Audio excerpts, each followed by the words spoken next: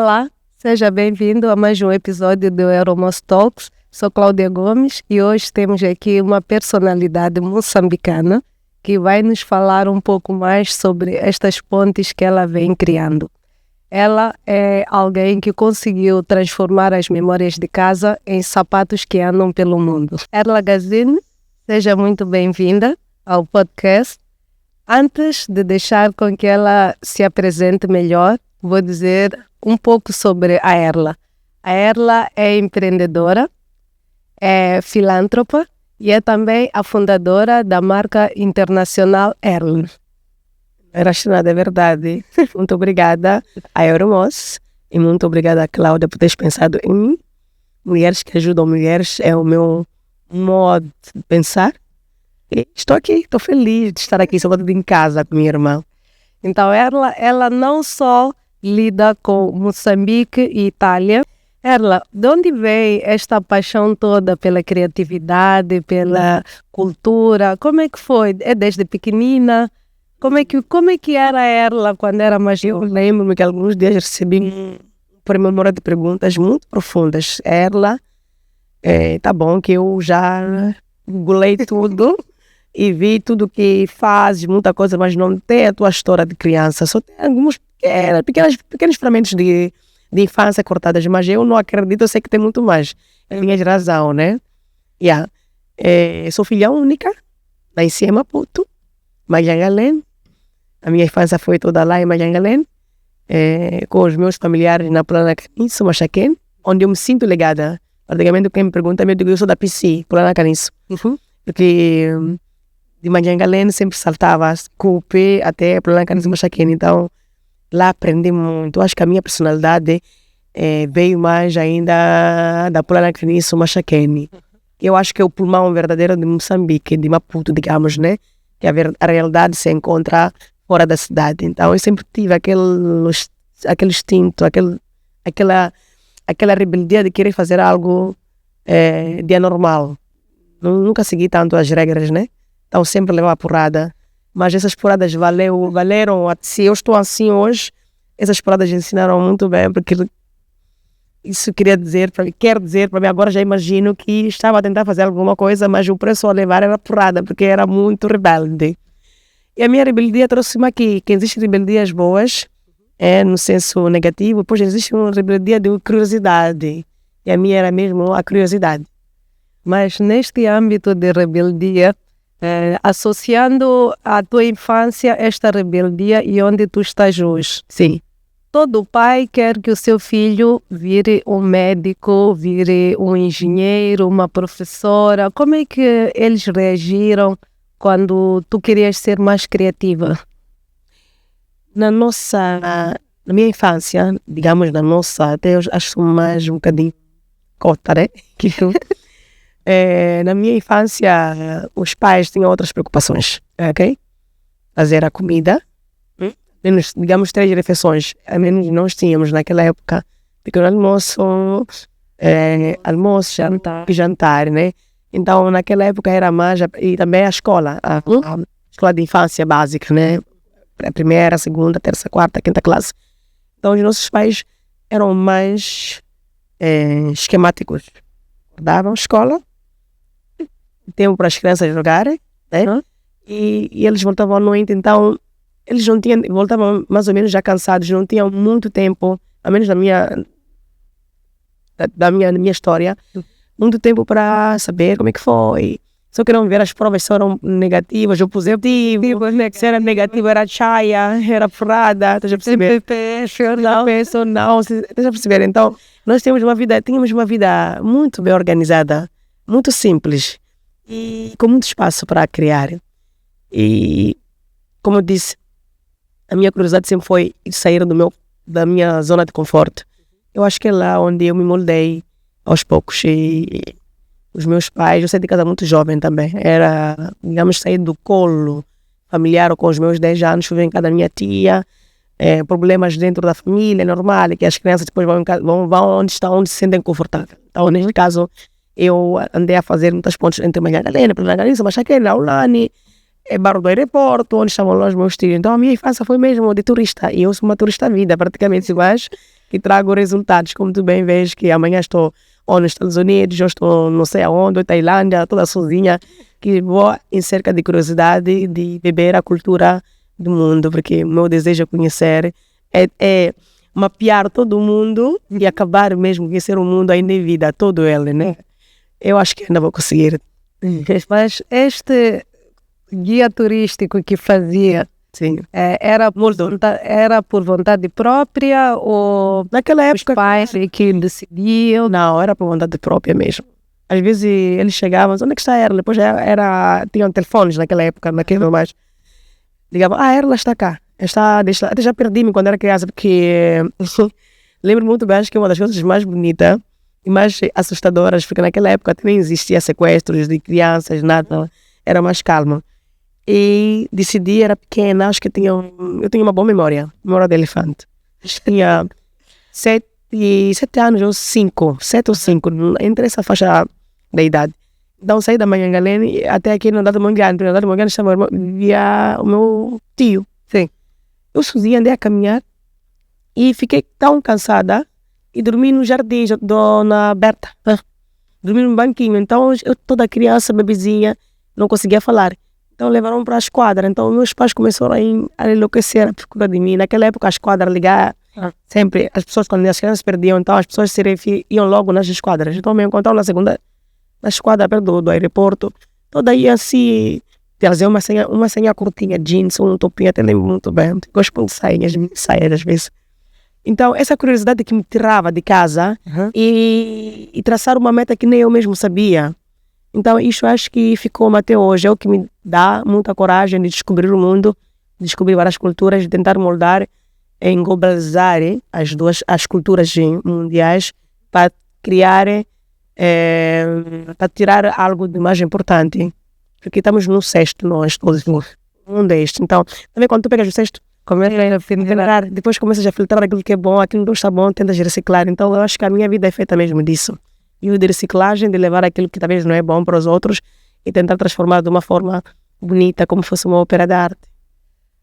A Erla cedo começou a viver sozinha. Sim. O que é que lhe levou a viver sozinha aos 16 anos? Naquela época, sabes, a gente até hoje, isso ainda existe, tem muitos adolescentes que têm a vontade de sair de casa para viver sozinho. Então acho que o meu input, eu comecei a trabalhar muito cedo. E eu sou arquivista, tenho uma memória de arquivação de números, então eu trabalhei no Estado Central, no arquivo, Estado Central, e com uma capacidade de arquivar toda a documentação. E dali comecei a criar a minha independência, né? Queria ser livre, né? Eu fui mais cedo também, né? Tem essa parte de mãe. E fui em frente.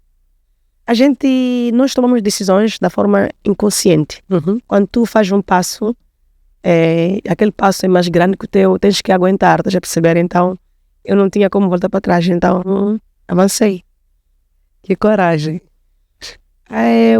As situações da vida nos levam a qualquer tipo de consequência. O que a gente faz, tudo que se faz tem uma ou um retorno. Alguma coisa existe.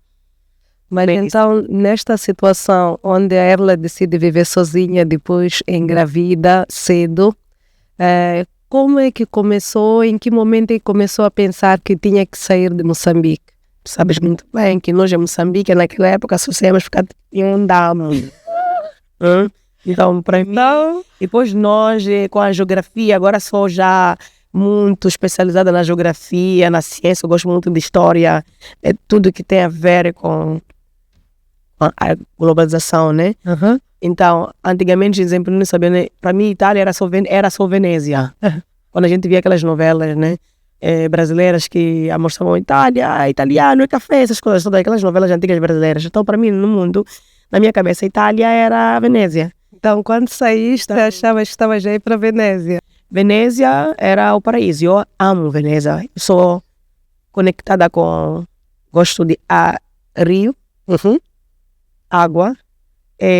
São as duas coisas que me deixam muito relaxada. Então, aquela calma de Venezia, aqueles barcos, depois não tem carros, não tem nada. Para mim é o máximo, né? Mas ex-marido era de Milão. E tu sabes muito bem, Milão é como Moçambique, mais ou menos. Aqui temos 2 regiões. Eles também têm, não sei quanto, agora não me lembro, as regiões que temos de Itália. São muitas, né? Então é tudo diferente. Então, o dialeto deles, os romanos, são assim. Os napolitanos são desta forma. Os milaneses são os mais cool. Estás a perceber? Eu sempre digo uma coisa, Deus sabe onde te colocar. Então, Deus me meteu em Milão, que Milão é a capital da moda, é a capital da economia italiana, é tudo onde acontece. Tudo acontece em Milão. Depois de lá se distribui para todas as zonas, todas as províncias da Itália. Mas quando cheguei em Milão, eu disse, uau, isto aqui é Milão. Depois meu ex-marido era muito cacata. Eu assumia ele, porque nos gostávamos, né? Até que ao início, quando eu conhecia ele, eu que pagava contas dele, porque eu trabalhava. Pô, restaurante, o gajo fazia, que já esqueci a carteira. Eu disse, mas esse branco, mas para mim o branco é o cartão de crédito na nossa mente, não sei. Mas com ele aprendi que não é ser só um homem branco, mas é um homem além da cor, e que é sempre muito bom empreender a gestir as próprias economias. Então, a lei do 50-50 é importante para uma estabilidade familiar. Eu assumi isto e ficamos juntos, casamos. Ele suou muito, porque esse aqui deve ser como é que a Cata, acho que vive uma pobreza na Itália. Quando eu cheguei, eu vi que ele estava bem organizado, então nos organizamos, nos amamos. Fizemos nossos filhos maravilhosos e hoje somos bons amigos. Digo, tudo que eu tenho, se tivesse que deixar para alguém, eu deixaria meu ex-marido, porque ele abriu uma outra visão, tirou-me de Moçambique para ir para a Itália, e da Itália eu fiz a minha estrada sozinha.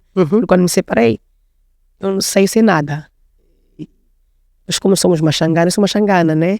Então, Nicano, temos aquela rebeldia, a rebeldia da infância. Ela vai, tá bom. Depois nem confiava nada, porque estava num país que nem pretos, era difícil encontrar uma negra a um raio de quilômetros, e desse é o que eu confiava, sabes? Então encontrei-me na rua, eu vou sair, fica aí, eu estou aí, estás a perceber? Mas isso foi bom, porque dali a gestão deram 3, ou voltar para Moçambique, toda a partida, ou tentar recuperar, levantar as mangas e ir em frente. Eu, como lá tinha minhas filhas, não podia nem olhar para trás. Sabes, quando o amor acaba, o dinheiro do boi já nem sai, estás a perceber? Você é só aquele mínimo, que nem um mínimo. A pensão alimentícia. Nem tinha, era tipo até a minha pensão foi um bocadinho, por 7 meses, sou jovem, né? Então depois de 7 meses a senhora se arranja. Mas dali eu comecei a procurar um trabalho, comecei a usar as minhas habilidades, porque já vinha formada de cá, eu sempre trabalhei em Maputo, Hospital Central, como arquivista, restaurantes, eu sempre amei fazer alguma coisa. E todos os meus trabalhos sempre foram trabalhos já, tipo, eu agora vou pegar aquele trabalho. Então eu ia lá a concorrer e pegava. E com isso, consegui um emprego na área da moda, no centro de Milão. E estava bem partida, deprimida. E lá dentro encontrei colegas e a responsável da loja, porque é uma empresa muito grande, que dizia, sabes, Erla, eu não conheço a tua história e nós estamos aqui a trabalhar para uma empresa e nós, no final da tarde, quando a gente for fechar a loja, temos que mandar o feedback aos CEOs, que a loja número 1 vendeu isso. Então tínhamos uma espécie de competição com várias lojas que tem na cidade e outras também de Nápoles, de Sardenha, porque é uma multinacional. Então a nossa, que é de Milão, tinha que ser a mais alta. E lá tínhamos um time internacional, albanesas, era uma loja de roupas femininas, ucranianas, rússias. Então nós nos encontramos todas as nossas colegas de nacionalidade diferente, cubana, moçambicana neste caso, mas né, fui a líder praticamente da loja. Mas eu sempre vou me lembrar dessa minha amiga, uma caríssima amiga, que era a minha boss na época. Aqui, quando entra as suas lágrimas, estás a separar? Sim. Tens problema com teus filhos? Sim. Vamos trabalhar. Tem senhoras que vêm com as histórias delas aqui, são deprimidas, têm problemas, muitos problemas. O único momento para elas é fazer shopping. Então, nós não vamos estragar essas senhoras que vão nos dar a nós de comer com os nossos problemas. Então, era só entrar, ir para o magazine, mudar de roupa, meter aquele fardamento, música dentro, porque Milão é assim, é música, tudo glamour, nessas lojas de shopping, né? E pronto, e aos poucos já comecei a abraçar aquele mundo e comecei a ter mais ideias, porque era já uma menina já rebelde, com muitas ideias positivas, e criamos mesmo, fiquei lá por 7 anos, e foram 7 anos lindíssimos, porque eu ali já conhecia tudo que é o coração, o pulmão de Milão, a erva de cá, os vizinhos do bar, a hora de café, do chá, do almoço. Então eu comecei a querer sonhar mais daquilo que, se eu faço ganhar essa empresa, se a faturação dessa empresa depende também de mim, somos muitas, mas eu era mais ousada de mim. Então eu acho que posso fazer alguma coisa. Até comecei a pensar mesmo de trabalhar, porque às vezes nós sabemos que tem um verão na Europa, né? Que o verão as pessoas têm que viajar para as praias. Sempre, do agosto às praias. Então a partir de julho sabes que começa a promoção. É. Eu sou do mês de julho e na Europa não é uma boa coisa. Então, no meu dia de aniversário, às vezes eu pedia férias para poder sair, fazer alguma festa. Era proibido, porque nós precisamos de ti. E a promoção começa mesmo dia 5, dia 6. Era pico, então disse, não, estamos a pedir desculpa, mas a senhora tem que trabalhar.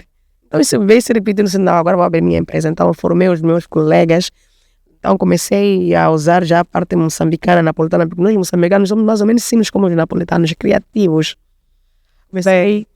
Simples, tem aqui um ponto, porque napolitano é difícil igualar a ele. Sim, mas nós moçambicanos conseguimos. Até na burla. Não, napolitano não é só, tem uma coisa muito estranha. Nápoles não é feito de burla só. Como, exemplo, Maputo temos estrela. Nápoles é feito de pequenas zonas que existem pessoas que fazem estrela também em Nápoles. Então, o napolitano já é um povo praticamente que representa a Itália, que carrega a bandeira italiana, os napolitanos, em todo o mundo, porque a pizza vem inventada lá, a sartoria também vem inventada lá, e muitos vários fatores. É uma cidade muito bonita. Então, aquilo é a verdadeira Itália, além da parte de luxury, que é Milão. Mas Nápoles é lá onde saíram os gênios da Europa toda, onde viajaram, Nápoles, Sicília, Sardenha, tudo isso. Sabes que eu já estive em Nápoles para ver os famosos ladrões de Nápoles. Não encontrei. Não tem. E eles disseram que, olha, os ladrões de Nápoles tu não lhes vês. Se tu vês, é porque já te roubaram. Pode ser. Eu tenho muitos amigos napolitanos. Eu sou amiga... Olha, em cada região italiana eu tenho amigos, tenho famílias.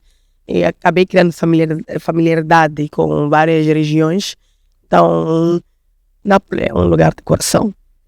Mas, voltando a esta loja, era uma loja que fabricava as roupas ou vendia as roupas já? Têxtil é uma loja, mas é uma empresa de têxtil grande que fabricava e ainda por cima fazia beneficências, né, para o mundo. Então, exportava várias roupas para poder ajudar as pessoas. Então, é uma loja mesmo made in Italy de têxtil, uma das mais grandes em Milão, na Itália. E com muitas lojas. Neste percurso, onde estavas lá a trabalhar, depois saíste e decidiste abrir o teu negócio. Sim. Então, lá, já abrir uma loja, é muito complicado. É assim, abrir uma marca na Europa, é Milão, que o mundo é Milão Fashion Week, Londres, New York e Paris. Ok? Cheguei a essa moçambicana e quero abrir uma marca, e ainda por cima de sapatos. Os reis dos sapatos são italianos. Exatamente.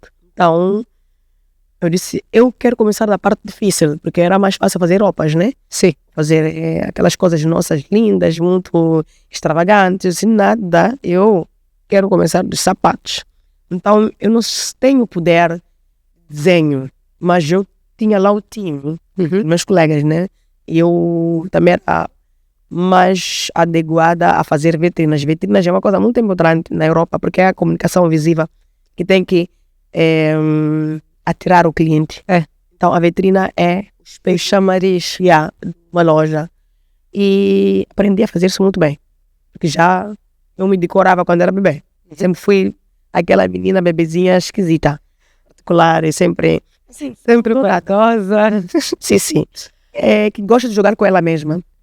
Então, mesmo os clientes, eu conseguia criar muitos lucros lá dentro. Então, muitos clientes tinham que vir mesmo quando eu estivesse lá. Porque eu conseguia tirar o normal. Depois fazia as fotografias e mandava para a empresa, os CEOs lá. Eles faziam sempre fotografia da vitrine. Eles dão sempre um padrão. As vitrinas dessa coleção têm que serem todas iguais. Então, mandavam as fotografias já com os manequins feitos para a gente meter, a gente vestir. Mas com a minha cabeça eu mudava. Metia turbantes, metia alguma coisa, metia aquilo. E eu mandava fotos, mas isso não é aquilo, mas isso está bom. Estás a perceber? Então, já dali, comecei a crescer e disse, a vitrine tem que fazer ela. Diz ela para dizer as ideias. Isso hoje. Então, praticamente as outras vitrines já dependiam de Milão. Primeiro esperavam a ideia de Milão, que é para espalhar para as outras lojas. Que era Milão é o centro da criatividade. Entende? Lá nasceram todos os nomes importantes, Armani, vários outros nomes, já. Então, Valentino. Então, Milão é ali mesmo. E com isso, comecei a ver, e sabes como que é moçambicano, machangana, já quando começa a entrar no bolso, você já começa a gingar, né?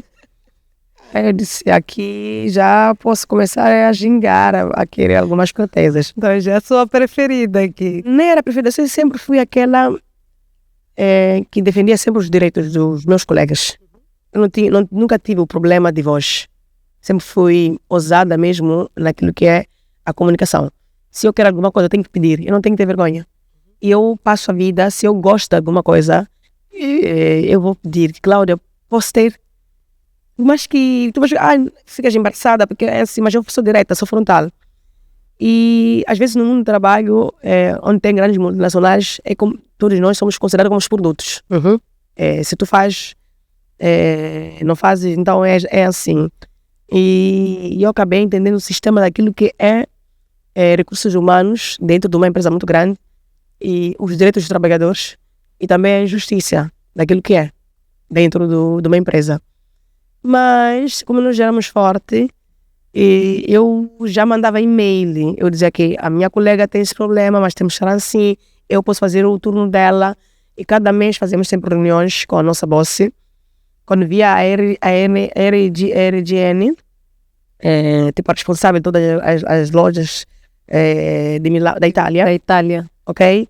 E claro que nós fazemos festas no final do ano, várias ideias, na semana de Fashion Week. Quando foi, a Erla quer falar com você, a Erla quer falar comigo, o que ela quer agora? Tu já perceberam? Então, praticamente toda vez que ouvissem falar de Erla, ou está a trazer uma criatividade, ou está a trazer um problema. Não, um problema, claro, um problema. Até alguma coisa que eu dizer para aqui, a Erla diz, mas até hoje, meus amigos que vêm, que têm a possibilidade de ir para Milão, meus amigos na Itália, até hoje tem um sistema dentro da loja do grupo que eu trabalhava que se chama Modelo Erla.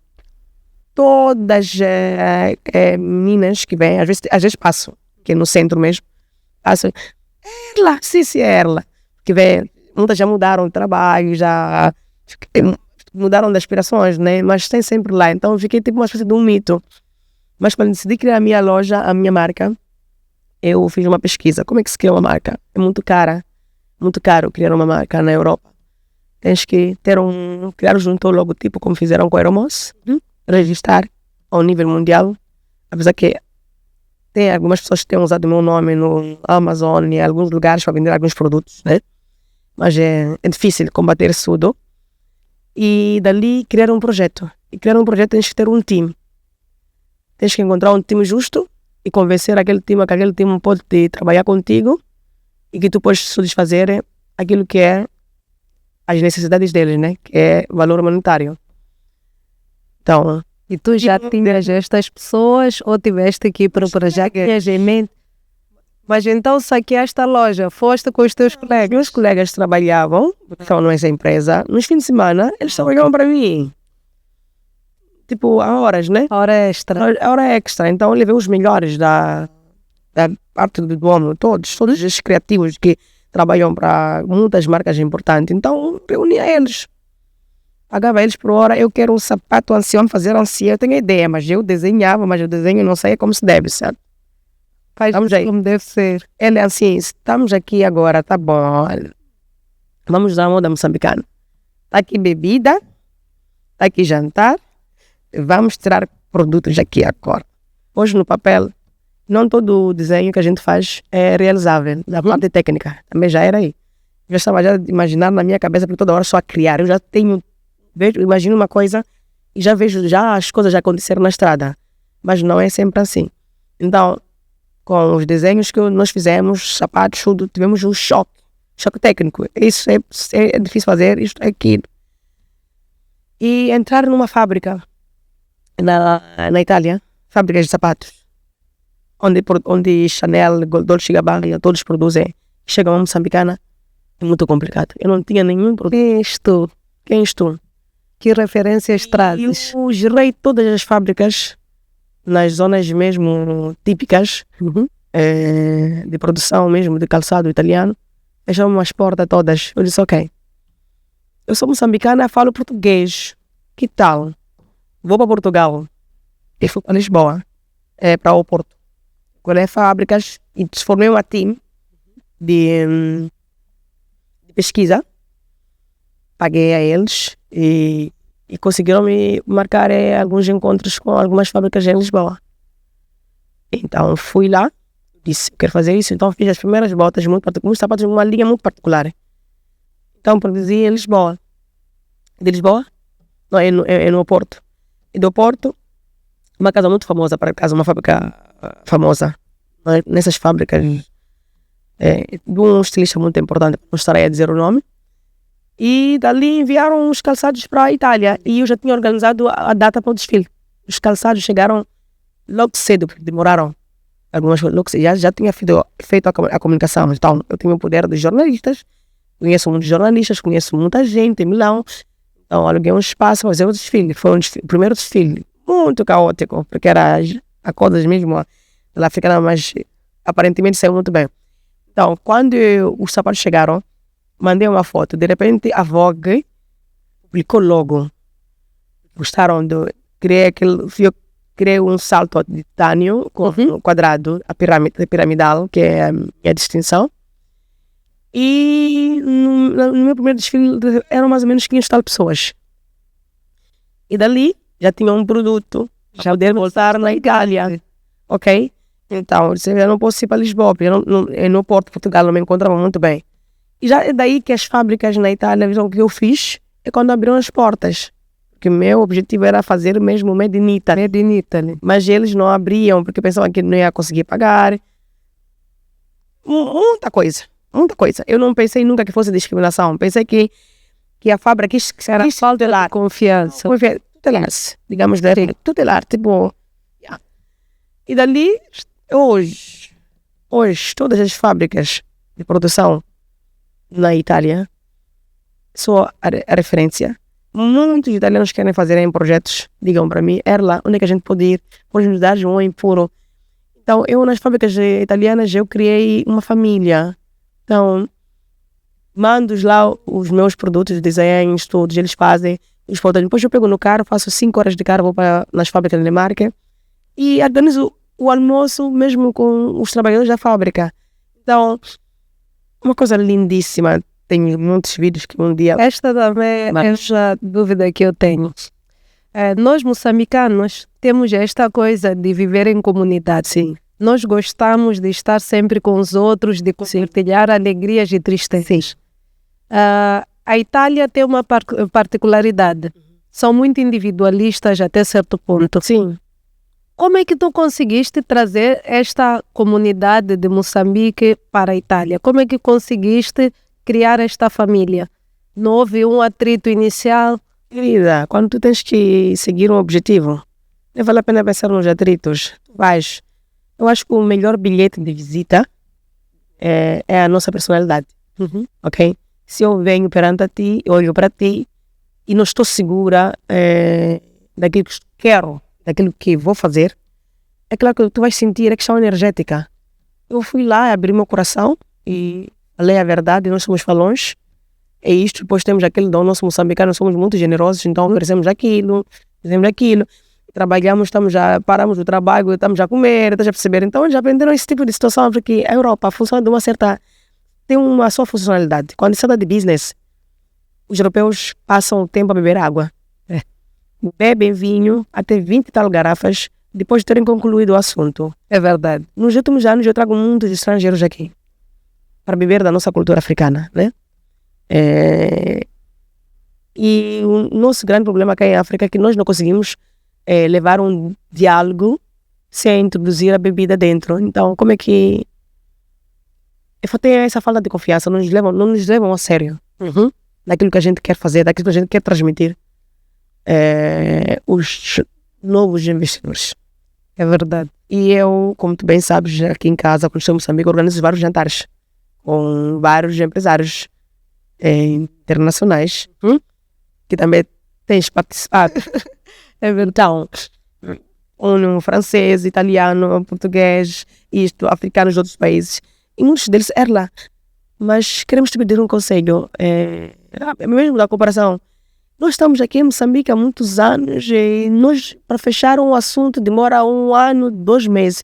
Nós temos uma dúvida se, quando um moçambicano diz sim, aquele sim é um sim ou não. Ou talvez. Nós somos claros, então eles ficam a fazerem projetos cá, dependendo da nossa onda. Que eles não têm aquele poder de comunicação conosco.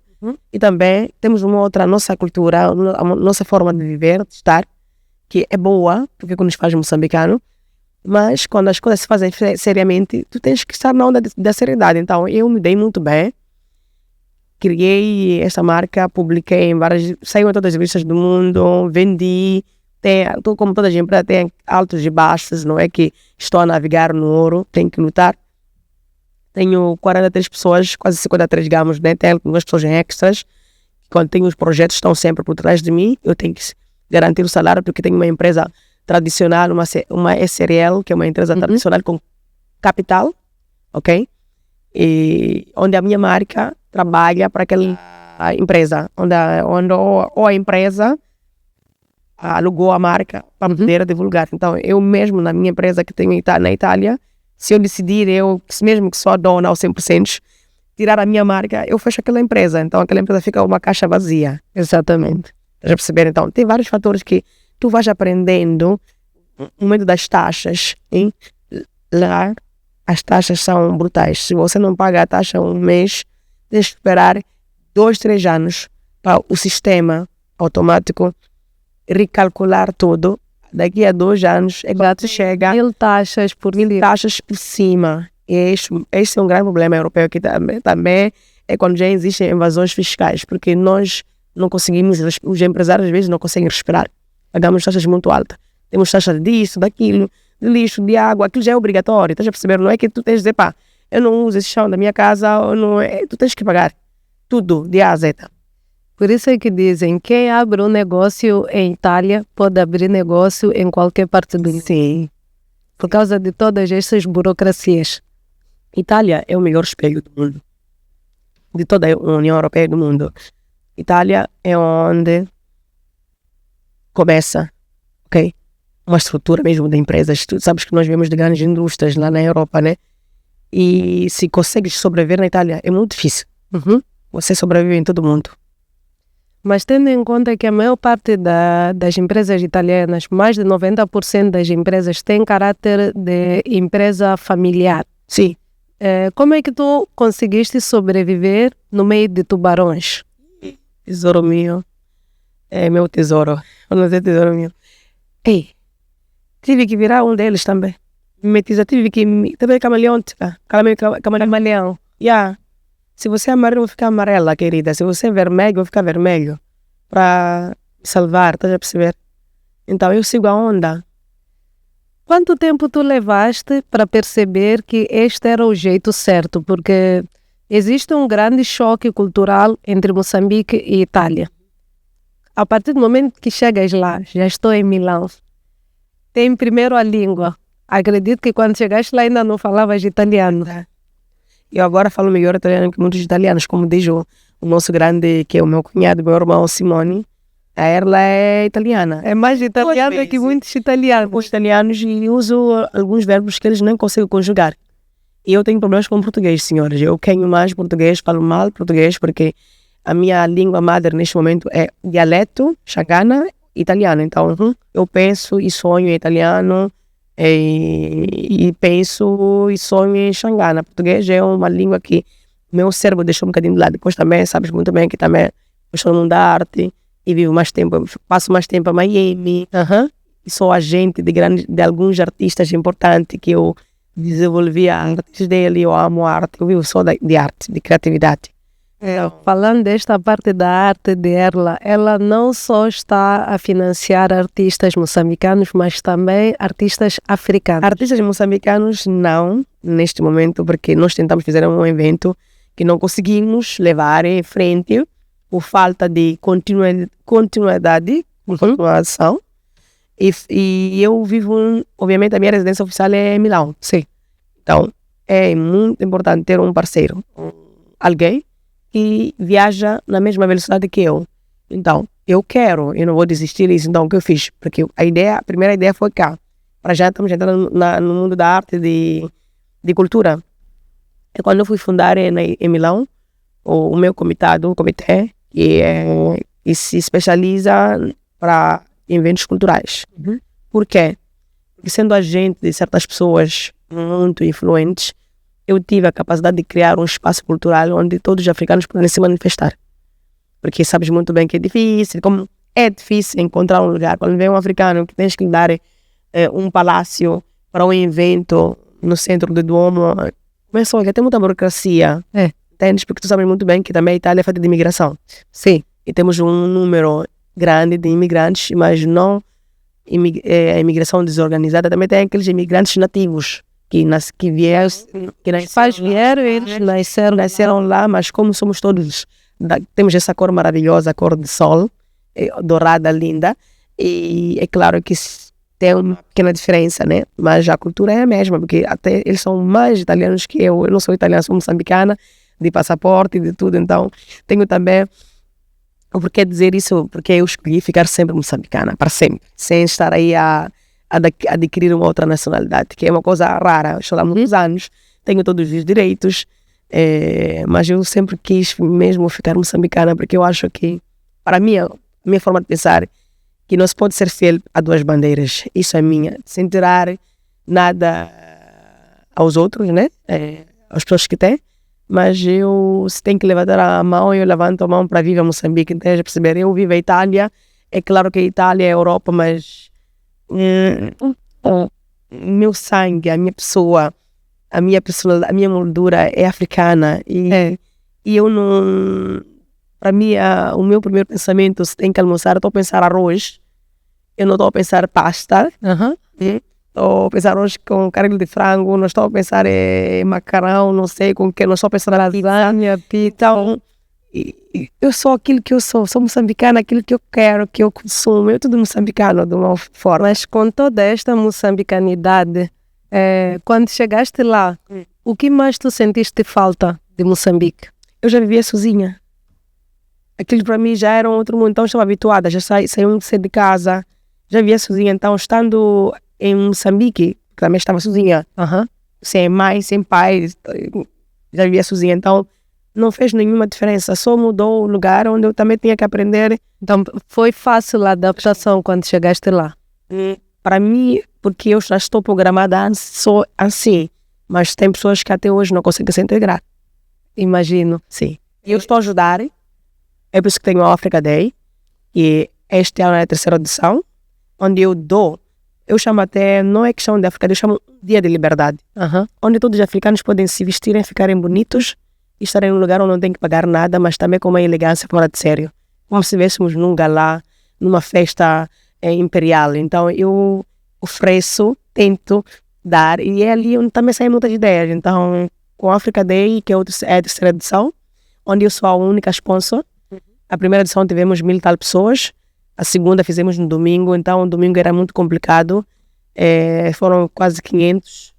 E este ano estamos a prever muitos, porque tem muitos moçambicanos, angolanos, estão em Lisboa, estão na Alemanha, que estão em países vizinhos europeus. Que querem participar. Já estão lá escritos que vão vir, então eles fazem hotel, porque aquele evento é um evento mesmo de liberdade, de convivência familiar, onde toda a África está juntos, e não só, mas também os nossos amigos europeus. Então é um dia de cultura, de experiências, onde tudo é feito. Este ano somos muito sortudos, porque sendo uma coisa constante, que tem uma grande aderência, estamos a ser premiados com sponsors, Martini, Aperol, Campari, grandes marcas, né? Isso já é uma satisfação. Já é uma satisfação. Água, então já estão a vir já, não estás a perceber? Então isso é uma coisa boa, porque entenderam que é uma coisa responsável. Então, essa África que eu estou a criar, que estou a apresentar, é uma África que eles têm a ver. Nós, africanos, somos únicos, também somos capazes, porque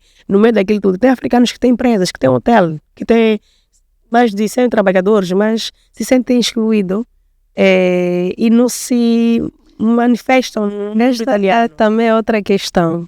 Um africano que tem uma empresa, que é um empresário em Itália, em Milão, como é que é a sua estrutura? Ele serve de ponte para os outros africanos? Ele serve de ponte para os... Eu digo sempre, os governos, ou quando falo nos jornais, ou mesmo dentro destes eventos, nós vivemos uma Itália com várias nacionalidades, porque entre indianos estão entre eles. Os africanos de Gâmbia, não sei, Nigéria estão entre eles. Então eles criam a economia deles dentro da Itália. Já percebe? Como se fosse um mundo paralelo. São mundos paralelos dentro. O que eu estou a fazer, estou a tentar mostrar aos italianos, olhem, aqui existe mundos paralelos. No mundo das taxas, muitos africanos, nós africanos temos sempre a tendência de tirar o dinheiro daqui para lá. Ou de trazer alguém que vem trabalhar para nós, mas o dinheiro dele tem que devolver e pagar do outro lado. Então, mas como estamos num mundo de organização financiária, e a Itália está a começar a abrir os olhos quanto a isso, para começar a incluir. Também acho que já é ali que também imagino que também vê o Plano Mattei. Que é para criar esta inclusão de toda a África dentro da Itália e a inclusão de Itália dentro da África. Sim. Mas isso com o tempo vai acontecer. Mas voltando ao Africa Day, como é que surgiu esta ideia? Eu expliquei. Como é que surgiu no sentido de tu acordaste e decidiste que hoje tu vais juntar todos estes africanos? Como é que tu chegaste até eles? Criar um espaço através das pessoas que eu conheço, que têm capacidades econômicas fora de sério, que o dinheiro nunca falta. Então a ideia, criamos um espaço mais ou menos como esse, mas de um grande nível no centro de Milão. E eu disse, nós vamos fazer, esse espaço vai ser para espaço cultural, ou para alugarem, para meeting, porque é super tecnológico. Tudo a última. Exato. No final das contas estamos em Milão. E eu disse, eu vou ficar com uma parte cultural, que é dedicada à África. Então, fiz um estudo que existe o Dia Internacional Mundial da África, que é o 25 de maio. E dali, há 3 anos, eu disse, vou criar a Africa Day. Que muitos eventos que são feitos na Europa, entre nós africanos, tem sempre uma pequena taxa a pagar. Às vezes aqueles 20 euros, ou 10 euros, ou 30, é muito. E muitos se sentem excluídos. Muitos africanos, nossos nacionais, se sentem excluídos. Talvez não participam naquelas festas, porque tem que pagar uma taxa que já para eles é muito. Então tens que meter o transporte, tens que meter talvez um hotel, e ainda por cima tens que pagar uma taxa para participar a aqueles eventos dedicados à África. Então uns acabam ficando mesmo. Então eu quis dizer, ok, o que é que vocês podem fazer? Fazer menos um esforço de transporte, mas tudo que está lá, das 14 até meia-noite, é tudo free. E vamos viver. Moçambicano também gosta de boca livre. Eu acho que todo mundo gosta. Não só, todo mundo. Ali já não é questão nem de boca livre. Ali é questão de dizer, de preparar a casa. Estás a ver o arco de Noé? A arte de Noé. Ele preparou, sem saber o que estava a fazer. E chegou um momento, e depois ele teve senso daquilo que estava a fazer. Para salvar uma espécie do mundo, né? Estamos a tentar salvar aquela parte importante de aliviar corações, né? A menos uma vez por ano. Também tenho já feito muitos eventos, tipo a Semana da Mulher, o Dia da Mulher Mundial. Vários projetos também. Abracei muito os jovens nativos italianos que, com aquilo que eu fiz, que ajudei no mínimo que eu podia fazer, conseguiram obter nacionalidades, entendes? E saíram nos jornais de que que eu dei eu libertei a eles.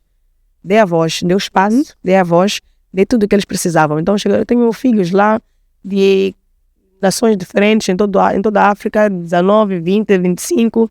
Eu acho que tenho mais de 1000 tal filhos. Imagina, Africanos, toda a África também, italianos. todo este networking. Como é que tu criaste este networking? Sim. Porque tudo isto são as conexões. Tu chegaste lá, não conhecias ninguém e hoje em dia tens uma rede de networking invejável. Sim. Como é que chegaste a este ponto? O meu sonho desde criança é unir o mundo, unir as pessoas. Aquela força existe sempre. Como essas estrelas de Euromos, vocês já viram, estão todas conectadas, né? Então, estou a tentar fazer o melhor.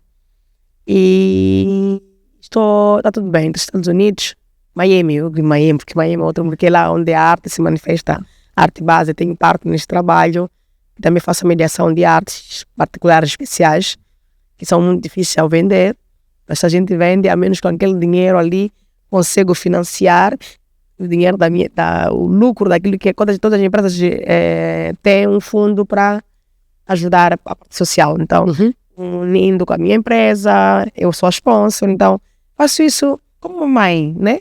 Que tem que ajudar outros. Porque esses meninos vão me salvar amanhã, vão salvar nossa família, muitos a ouvir, porque o passo deles também, esses meninos que eu amo muito, o passo deles é o futuro da manhã, porque somos mães também de crianças mulatos, né? De dois mundos diferentes. Então, estou tentando deixar um bocadinho aquilo que é a minha visão, um mundo melhor entre a Europa e a África, estás a perceber? Para o bem dos nossos filhos de que ainda vão de vir, que não estão sozinhos. Assim como ela conta, parece que foi sempre sucesso. Tem muitos problemas, exemplo com a África de Milão. O primeiro ano, vizinhos, atuques, temos no espaço, estão a fazer barulho, então a polícia, né, tem muitos desafios no meio, mesmo o evento dos meninos, no último momento vieram policiais dizer que o evento está cancelado, mas já eram quase 1000 que vinham de todos os lugares, esses jovens, né, que tinham que fazer o evento, então quase ia ser bloqueado, mas o poder de network dentro e fazer as coisas feitas muito bem é saltar. Então, exemplo, agora para a África Day, nós fizemos o espetáculo. Já tiramos. Então, não tem um número limitado. É o público espetáculo. Isso é importante. A capiença dentro é isto. A capiença fora. Tipo, quantas pessoas podem estar fora? Quantas pessoas podem estar dentro? Catering, certificado. Praticamente. É tudo dentro e tem do limite que o espaço permite. Não, podem ir quantos quiserem. Limite que a lei permite. Porque a lei tem que pensar, essas pessoas, se acontecer alguma coisa, um incêndio, como é que vão sair? A comida, quem foi que fez? Quem certifica? Os trabalhadores estão, o catering. Então, temos trabalhar com catering certificados, a introdução de bebidas de álcool, temos que ter todos certificados. Pode chegar a polícia no meio do evento, dizer isto e sabes que isso é um grande problema na Europa. E isso é para qualquer tipo de evento, tem que ter sempre empresas certificadas em tudo. Tudo. E ali tem um time, obviamente, mais esperto que eu, de advogados, que falam com a prefeitura, que entendem-se melhor e que fazem isso. No caso dos meninos, nós mandamos uma mail a dizer que vai ter esse evento, só que a prefeitura não leu em tempo, nós publicamos nos jornais que tem esse evento. É quando eles veem a polícia, aqui não se faz nenhum evento porque esse não foi assinado. Ai, querida, eu disse, senhores, esses meninos têm que fazer evento, é o primeiro evento deles. Advogados, aqueles que mandaram e-mail, italianos contra italianos, neste caso, né? Ok. De lá, a polícia deste lado parado, que não tem que entrar ninguém. Mas isto é um time que é pagado para poder fazer esse trabalho como se deve. Depois, quando foram lá, o responsável dessa parte estava já de viagem de férias. É quando ele abriu o e-mail e disse, tem um erro, eles podem fazer um evento. Mas se nós não tivéssemos lutado, aquelas crianças já vão perder esperança. Quanto tempo levou para resolver este problema? Estamos assim, o evento ia começar às 14 E eles tinham que se preparar e não podiam entrar dentro do nosso espaço, tinham que estar fora, não podiam entrar. Levou umas 2 horas e meia de fogo. E nós já olhamos para todas aquelas crianças que nós é que seguimos. Eu ajudei eles a abrir a associação deles. Seguia eles todos os passos. E eles agora são muito grandes. Este ano, no ano passado, fizeram uma festa com 2.000 pessoas, com artistas de Gâmbia que vieram lá. Foi um inferno, mas isso também foi uma aprendizagem. Que nem vale a pena saltar um fio. Eles que... Mas ainda assim, eu continuo a dizer que isto é que é o verdadeiro poder do networking. Sim. Eu digo isso porque eu conheço o quão rígido são as leis italianas. Já passei por situações onde, mesmo que eu estivesse com todos os procedimentos corretos, ainda assim houveram complicações. E tu conseguiste resolver em 2 horas e meia. Porque tem um time, eu já estava a ameaçar o meu time, outro time estava a ameaçar outro time, então é uma catena, estás a perceber? Aí já é questão de braço de ferro. Depois eu disse, não, o evento tem que ser feito. Então, mesmo agora, eu volto daqui a nada, temos o Africa Day. E tinha alguns compromissos aqui em Maputo, que já estou a acabar. Eu tive que organizar website, tudo de longe com o time, a zangar toda a noite, a estar ali, a olhar, a fazer flyers para os DJs, o catering, lá, como é que é a transferência bancária, isto é aquilo no tempo. Então, temos que ter com as pessoas também que acreditam no projeto, é muito importante, que seguem, que vão da mesma velocidade que tu. Então, parece tudo bonito, é bonito sim, porque depois tem aquela satisfação, mas tem que ter muita seriedade. É por isso que eu consigo lidar bem com o mundo, com os europeus. Eu entendo-lhes. E eu gostaria que eles entendessem muito mais o nosso mundo. E também gostaria que os meus irmãos moçambicanos, os nossos novos empresários, seguissem também a visão deles, o mundo deles, porque é diferente. Acho que as coisas assim podem balançar, porque se eu me dou bem, por que é que vocês não se podem darem bem? Vamos entrar neste ponto. Um moçambicano que decide migrar para a Itália hoje em dia, como é que ele deve se preparar para ir lá? Como é que ele deve criar a sua rede de conexão? E o que é que ele deve esperar ao chegar lá? Depende como vai. Imagina um moçambicano que decidiu que quer ir empreender na Europa. Há casos, hoje em dia estamos a ter aqui pessoas que decidem investir na sartoria e sabem que para ter um tecido de qualidade eles têm que ir até Itália, têm que estar em Nápoles, Lemarque, mas eles não sabem como chegar lá. Já aconteceu, por exemplo, de um casal conhecido que decidiu empreender nesta área. E eles diziam que iam a Milão porque iam encontrar lá as fábricas para adquirir os tecidos. E as fábricas ficam invisíveis. Lá não tem fábrica, lá tem lojas. Sim. Então, se queres fábrica, não é lá, é Nápoles, Lemarque. Tem que ir para Gaza lá, em Gaza, nos lugares, é assim mesmo. E as portas vão fechadas, como eu disse. E como é que eles vão chegar lá? Onde é que eles vão buscar ajuda para poder encontrar esta Gaza? Porque para quem vem dando um exemplo, vem de Angola, vem de Zimbábue, vem de Maputo, como é que ele vai saber que o que ele precisa não está em Maputo, está em Tofu? Temos uma coisa boa, temos a Câmara de Comércio, Itália, Moçambique, e eu acho que também já é um bom ponto, né? E eu acho que também algumas embaixadas estão organizadas naquilo que é o database daquilo que é Itália. É preciso... Depois temos já uma coisa boa, tem férias, né? Onde fazem férias, então muitos moçambicanos africanos podem ter a possibilidade de viajar, fazer um visto para poder participar de uma feira. Olha, é preciso ser eles mesmos, terem uma força mesmo, uma determinação, poderem furar as portas. Então, é preciso estar bem informado. É muito... Eu não vou vender um sonho que não existe. É muito difícil. É preciso estar bem informado, sério. Seriedade é a coisa mais importante. A pontualidade, eu até às vezes tenho problemas com pontualidade, às vezes eu atraso, é normal, mas existem certos encontros, eu balanço alguns encontros que eu posso me permitir 20 minutos de atraso ou 30, ok? Que já é exagerado. Na Europa, máximo 15 minutos dá um de atraso, 15. Então, mas eu agora na minha fase, eu posso permitir de atrasar, então, mas mesmo assim tento não exagerar. Então, quando estás a começar a pontualidade, a seriedade, e também se queres ir no mundo de business, dizem, o que é que tu metes na mesa? Eu não sei, porque ali, tchau. O tempo e dinheiro para os europeus, o tempo e dinheiro para muitas pessoas que têm a cabeça no lugar. Então, se tu chegas lá que não sabes o que é que tu queres, eles não vão poder te ajudar e não vão te dar o espaço.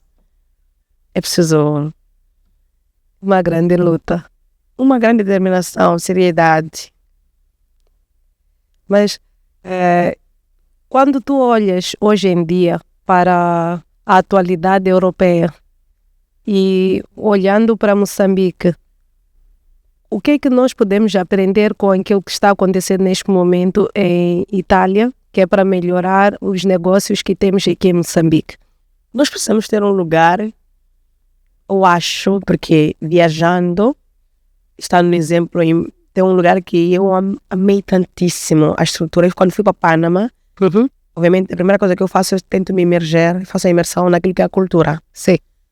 Mas conheci lá uma moça que vem de uma família muito particular e que tem condições, e ela teve esse hobby de abrir um espaço onde os turistas podem lá fazer networking, e também não só isso, e também tem aquela parte onde tem crianças que vão lá para poder aprender dos turistas, né? Que vão jogar, tem a área de basquetebol, tem vários compartimentos. Eu acho que nós precisamos de um lugar, porque não tudo se pode fazer num bar, ok? Num restaurante. Precisamos de um lugar onde nós mas temos que usar bem. Temos o exemplo a Feima, que é um lugar de artes, né? Mas precisamos de um lugar onde seja a imagem de Moçambique, onde está bem escrito que aqui é casa de todos, né? Já perceber? Onde moçambicanos podem encontrar outras nacionalidades e fazer um network. Sim, porque assim, eu acho que temos muito ainda que fazer, mas estamos cá a estocar. Tu sabes estocar, estou a fazer muita coisa, estou a tentar. Então a primeira coisa que eu carrego é a bandeira moçambicana. Então eu quero que o meu Moçambique esteja bem. Porque tem coisas que me fazem estar mal, sofro só de ver. Quando vejo crianças que estão a perder a fase da vida deles, a vender amendoim na estrada, não estão bem nutridos, que têm famílias que não conseguem ter a gestão dos filhos, né? E eu estou a ver, eu vejo algumas coisas que eu disse, ai meu Deus, como é que vai ser o Moçambique daqui a 20 anos? Os jovens como é que vão estar? Como é que vão sobreviver se não estão a estudar, se não estão a... Então, eu fico triste, eu fico magoada. Então, eu estou a tentar no meu pequeno ajudar pequenas comunidades onde eu vou, tento fazer um bocadinho de diferença. Quando levo os meus turistas comigo, também tento fazer com que eles bebem daquilo que é a África. E muitos deles tinham um snob. Eles tipo, olham para Moçambique assim, mas agora eles querem vir, só amam Moçambique, vêm e querem fazer alguma coisa. É a nossa responsabilidade social. Nós temos a abraçar esses estrangeiros de modo a garantir que realmente o negócio aconteça. Porque já disseste que nós não somos transparentes. E isso é algo que mina esta relação. Tem um detalhe que diz os italianos, dizem assim, se você vem me pedir ajuda, tens uma Range Rover, eu não vou te ajudar. Como é que posso sair? Nem eu tenho a Range Rover na garagem, estás a perceber? Eu até posso falar muito mais sobre isso. Temos vários empresários. Eu tenho uma rede de amizades que são empresários, né? Mas acabei vendo que de empresários é um nome. Que eu muitas das vezes vejo eles nos bares, não é um problema. Cada pessoa faz o que quer. Mas se tu chegas, tu vês muito bem quando chegam aqui os europeus. Estão simples, a caminhares. Ou de bicicleta, se é possível, ou um casaquinho vestido bem, não coisas de marcas, não sapatos super caros, não essas marcas importantes que eles sabem, são as marcas que eles produziram. Eles têm conhecimento dessas marcas.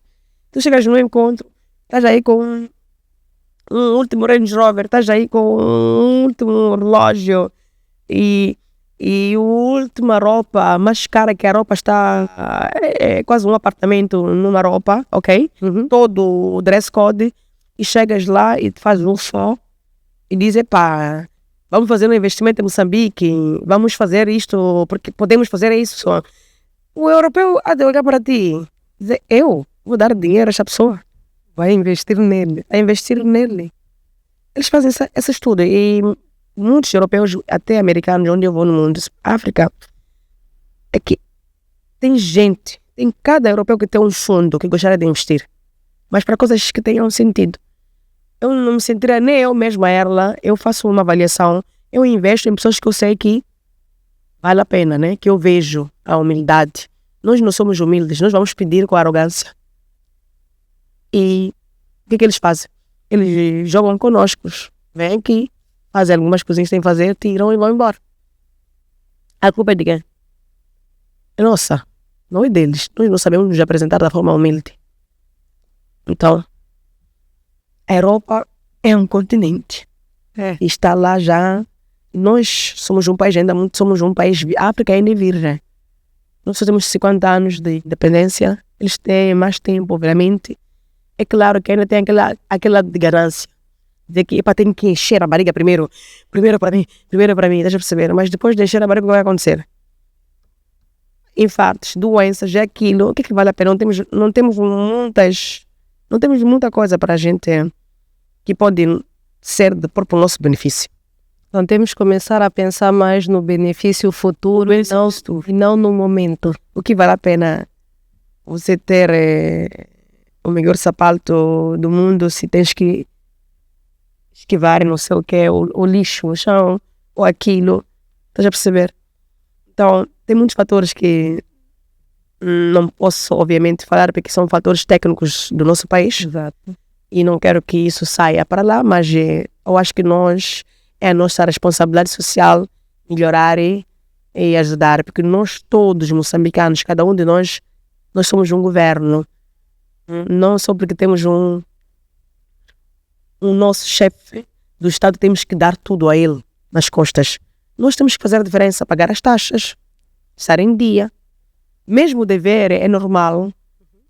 Devendo, eu às vezes... Desde que paguem depois. Não, devendo é importante também. A dívida é uma coisa muito sensível. Tens que comunicar com as pessoas com as quais estás a dever. Pá, senhores, está bem.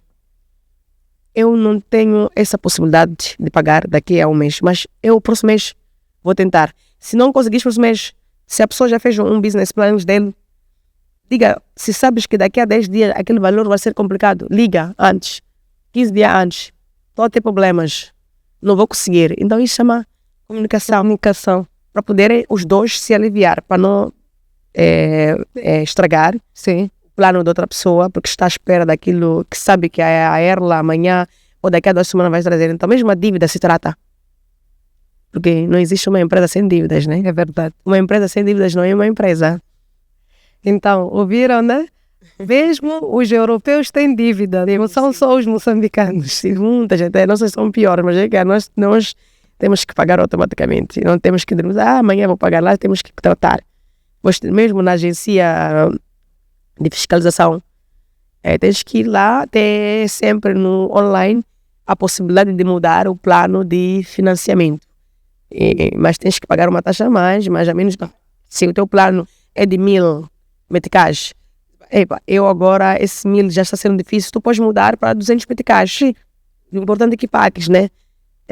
Então tem sempre, onde tem a lei, tem sempre uma parte a favor e também para abranger a todos. Sim, uma mão lava a outra. E as duas lavam o rosto. Então, Erla, foi uma conversa muito inspiradora. Eu acho que agora nós já sabemos, moçambicanos que quiserem aventurar-se para a Itália, que quiserem fazer negócios lá, já sabem que não é fácil, mas também não é impossível. Claro. Tenham sempre em consideração que para chegar lá, a transparência e a atitude são coisas muito importantes. Sim. Erla, qual é o conselho que darias para os jovens criativos que sonham um dia poder estar no patamar em que tu estás hoje? Eu ainda não cheguei. Eu estou a fazer um percurso, E primeira coisa, não desistir, é só seguir aquilo que serem leais com os próprios sonhos, os próprios desejos. se você não satisfaz os teus desejos, podem virarem a ser o teu pior inimigo e te mata por dentro. Ok? É de onde começa a muito importante respeitar a tua pessoa internamente. Ok? Se tens um desejo de beber um refresco, talvez não hoje, amanhã, podes. A gente realiza os nossos desejos quando a gente se encontra em dificuldade. Vou falar uma coisa muito simples. Quando estamos doentes, o médico diz que amanhã eu não gosto de comer frango. Frango é o teu prato diário, todos os dias. Mas se fores a fazer uma terapia, daqui a 2 semanas podes voltar a comer o frango. A gente cumpre com isso. É a mesma coisa. Então, é cumprir com uma rotina, respeitar, disciplina, e para poderes conseguir de novo voltar a comer o frango. E aqui tu realizas, depois de ter passado essa terapia toda, quando tu pega o frango como se fosse a última coisa do mundo. Tu já perceber que a saborias de uma forma fora de sério, porque alguma coisa te obrigou a renunciar, e quando nos obrigam a renunciar, fica tipo guerra, tipo vencer essa garra que nós queremos, que movimenta o motor, disciplina, respeito, a capacidade de alcançar o inalcançável. Sim. Então, praticamente, como é que a gente faz gatinhar as crianças? Aí, quando a gente vai aqui fazer o primeiro passo, não somos mães, a gente, uma bolinha aqui, depois começamos já a afastar até a gente começar a colocar mais estímulo para dar estímulo. A gente estamos aí, isso é uma estimulação, estamos a estimular a criança a fazer mais passos. Então, é esse acompanhamento. A vida é básica. A árvore cresce se plantas. É verdade. O carro vai ter rodas. Agora, talvez, vão chegar esses caras que estão a voar. Mas também ali tem uma outra técnica. Então, é mais ou menos isso. Não desistir, respeitar a disciplina e ter meta ao seguir. Uma só, não muitas. Eu já posso me permitir fazer muitas metas, mas tive que criar primeiro a Madre Natura, que é ela, para poder fazer o que necessita para o mundo. Estás a perceber? Mas isto, para mim, é só o começo, porque estou numa segunda fase, onde já vejo bem as coisas, e me sinto forte e já consigo tocar vários pontos. Mas a minha meta é aquela sempre dos sonhos, fazer algo que tenha um sentido, que tenha um benefício para a humanidade. Eu quero também entrar naquele livro ali, da história. Existe o tal Magazine de Moçambique, daqui a 200 anos, que deixou algumas coisinhas, fez aquilo, mudou aquilo. Então essa é a minha meta, para deixar legado aquilo que é nossa cultura no mundo. É muito inspirador. Continue a seguir esse caminho. Espero que hajam mais exemplos a seguir, a mesma estrada que tu estás a seguir. E quem ainda não faz, quem sabe depois de ouvir a tua história se inspire a fazer o melhor, não só por ele, mas pela comunidade ao seu redor. Todos nós temos sonhos. Eu acho que o motor mais importante do mundo funciona de noite, quando as pessoas estão a dormir. Sonhos. Todo mundo sonha. É verdade. Então nós temos aqui sonhos que esse é o motor, todo mundo tem. Então tem pessoas que precisam de uma ajuda para poder fazer com que esse sonho se materialize. Mas pronto, estamos nisso, estamos a começar. Let's go. É isso. Vamos a isso. Erla, muito obrigada por esta conversa. Este é mais um episódio do Euromos Talks. Muito obrigada por nos acompanharem e não se esqueçam de subscrever ao nosso canal no YouTube e seguir as nossas redes sociais, que é para não perder nenhuma história.